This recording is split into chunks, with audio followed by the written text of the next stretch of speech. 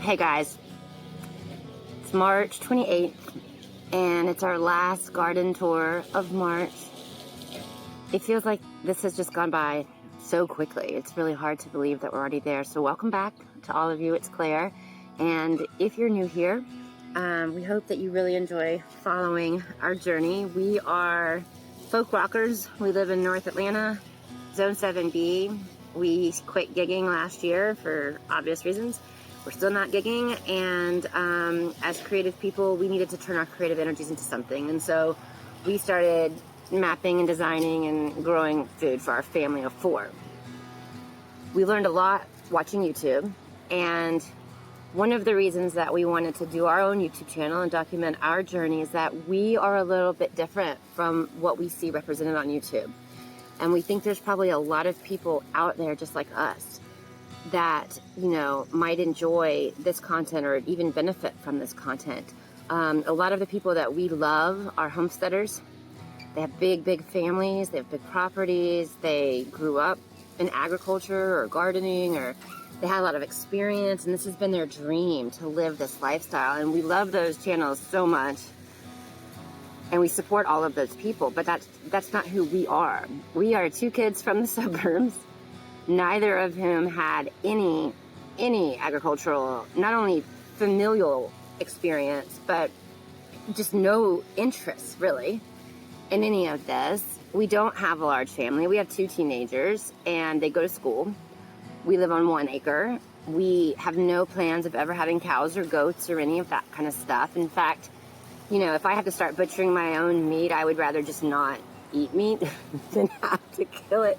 And I totally respect people who are doing that.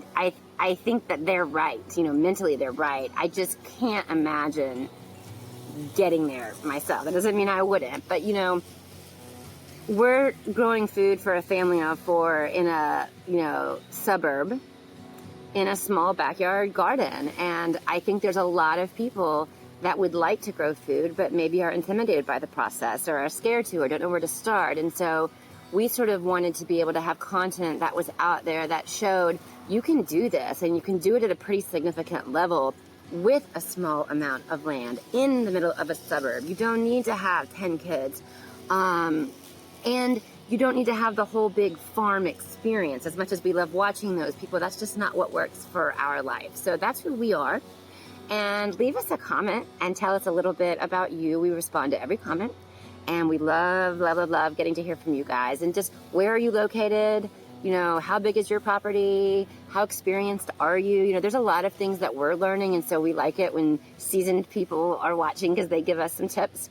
And if you're just getting started, what are some of the questions that you have? That's also really helpful for us. But we are planting using the moon, the Farmer's Almanac lunar planting cycle, and we're doing it very kind of religiously. So this time period, these last 5 or 6 days, have not been good days to plant. They've been good days to clean and to weed and handle pests. And so we've done a few things. We'll show you in a second. We got some beneficial insects. Stop. God, see? I think this is bugs. Release those. We got some radishes and things like that out of the ground. Let's take this all to the tubbers. I just have to tell you, it's so much easier to prep outside than to bring all that stuff in. That's the Swiss chard from earlier that I'm rinsing. And there's just so much dirt.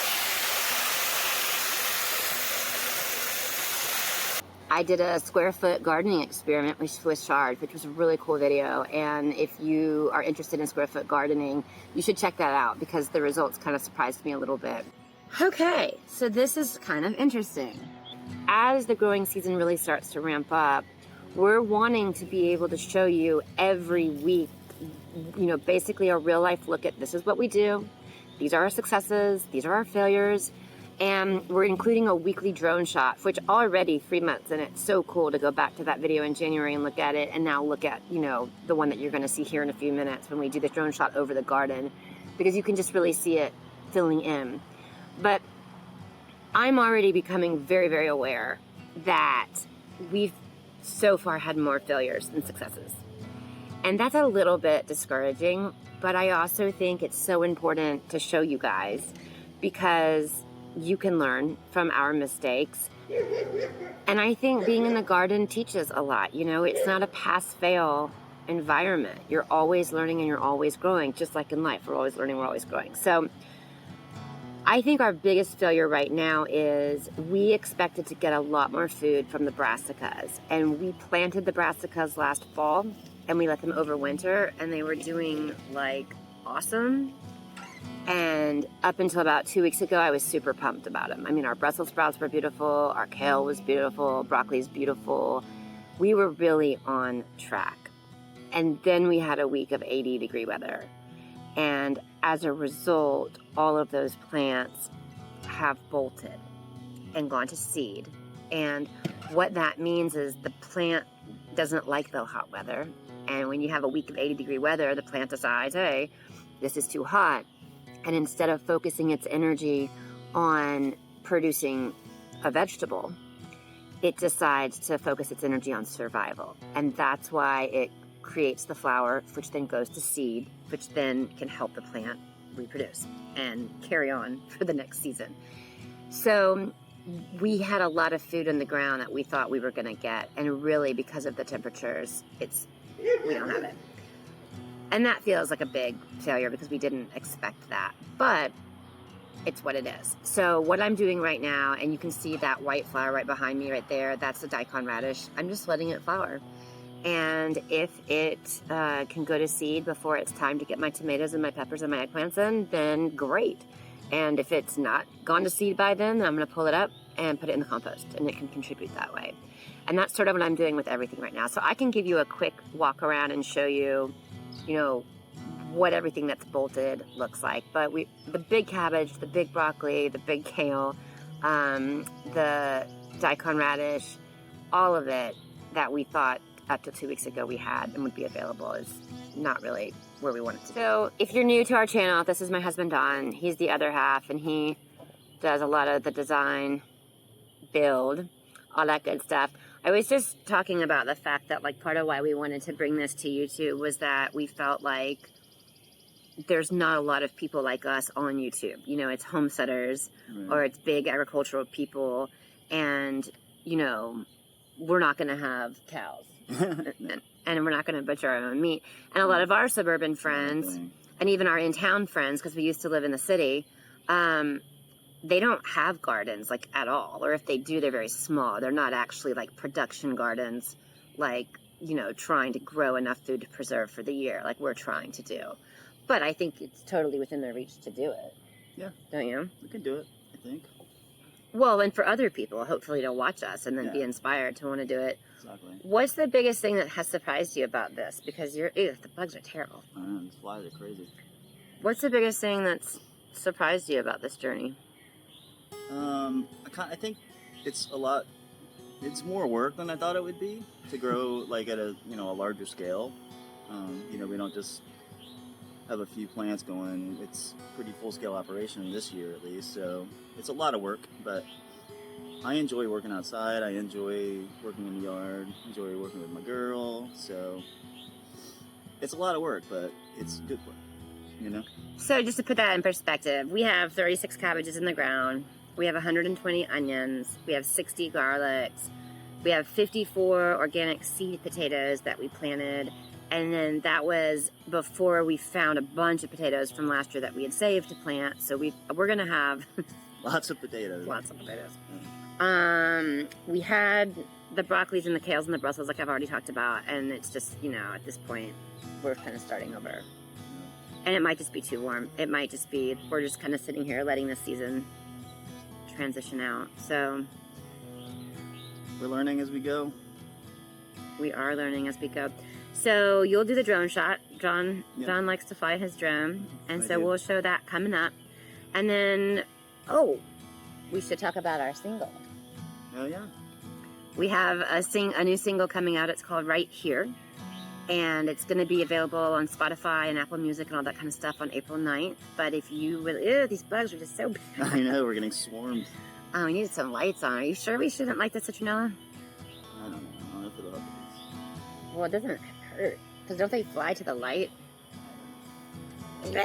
See? I can't handle the bugs. I'm certainly not butchering my turkeys. Anyways, go to the ormewoods.com. That's our website. And we need to, like, light these candles.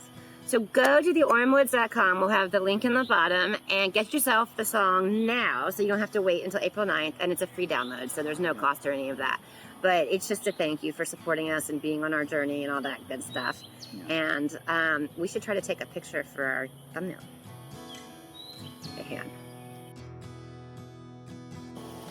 Y'all, I think I'm gonna have to light our citronella things. This is the first time.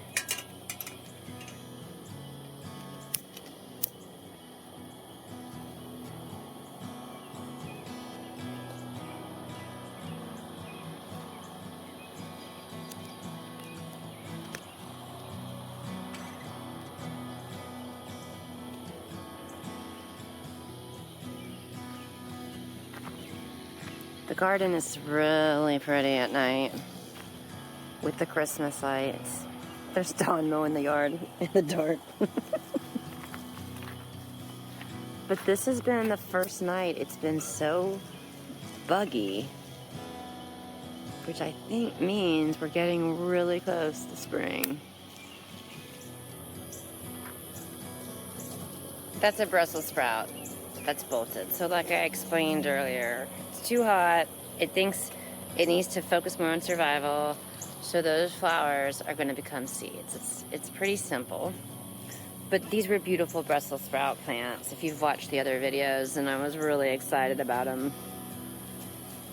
But it just didn't come to fruition. This is broccoli. Now we'll be able to eat these stalks, but they're not going to get much bigger. I can already tell they're getting long and leggy, so we'll get some. We've already had to throw out a few broccolis because of bolting. This is a kale. You can see they kind of all have a similar look, don't they? Now what I did do the other day when I realized this kale was bolting was I went ahead and put some seeds in the dirt, and so that's going to be fresh kale. So hopefully that will produce for us.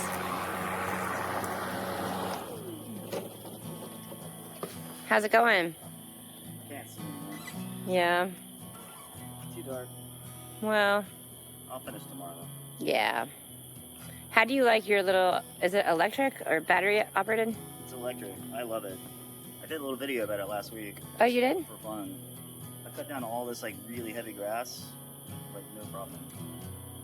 I was always anti-electric, but they've got it figured out. It's pretty awesome. That's cool. Well, maybe we should get some more info up for people, so if they wanted to know more about it, they could. Yeah. This is that cabbage, and it's bolting, and I thought I was going to get a nice little head out of that. So, again, when things started bolting, I put little ones in the ground. So, we've got some ones coming up, but I just don't know that it'll be what we planned on, as we're trying to grow food for a family of 4. These are strawberry plants I put in the ground. And the wood chips. And some lettuce, onions. And then this is the last one. It's bolted. This is the Daikon radish. And again, if it can go to seed, there's Zach and Zena. Black one is Zena. Hey, Zena. Hi. And this one is Zach. And then we have another one inside named Jack. Jack and Zach don't like each other, so we have to keep them separated. That's always kind of a problem. It might be getting too dark to keep filming out here, especially with the Christmas lights, but we'll show you. Whoa. Dawn, it's almost like I'm in a fake background. Doesn't this look like literally like a zoom, like a fake zoom? It's so weird. So I think tomorrow we'll have Dawn get out here and film a drone shot. Not a lot has changed since the past one, so just be aware. But, you know, if you're new, you can kind of get into the groove of things. And make sure you check out our latest behind the scenes video, the Swiss chard square foot gardening experiment. I think that is really a good video and really, really surprised me. It's one of those videos, like, even just for me, I was glad I went through that process of making it. So I think you'll enjoy that as well.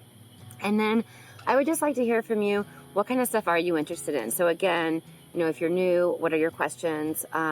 We've got a lot of things to plant still.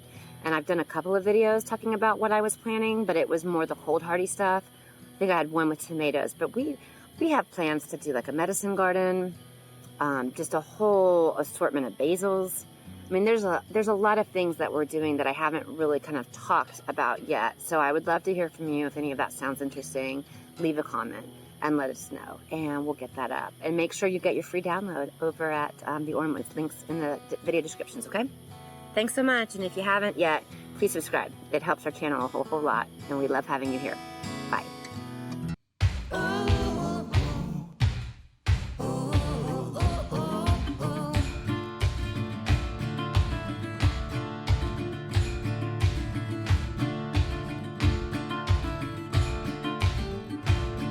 Out there, where the green grass grows, where lovers kiss and water flows, where flowers bloom under the stars and peace is welcomed near and far.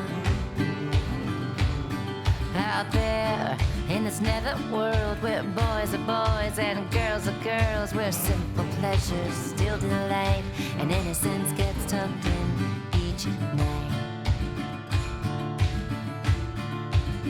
Oh, out there's a place I've never been, but I hear about it from my happy friends, and every folk song's reminding me that this is a place I've never seen. Out there